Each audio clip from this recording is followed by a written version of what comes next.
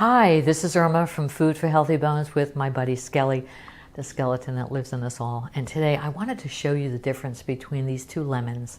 This is a regular lemon, and this is a Meyer lemon. Meyer lemon is one of my favorite. When I see them in the market, I get very excited, typically around wintertime. And I want to show you the difference.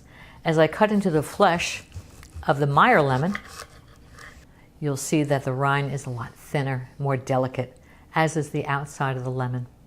And the juice has a very different taste to it. I'm going to compare it to a regular lemon, which typically has a more dense outer shell and a different flavor, or not only a different flavor, but a different color to it. Meyer lemons are a good source of vitamin C and a good source of potassium, calcium, and magnesium.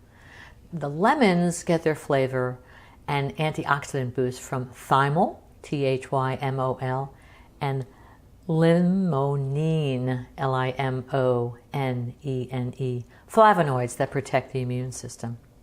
So again, it's just a treat to give this a try, and you'll see and notice if you taste the difference. Bye for now.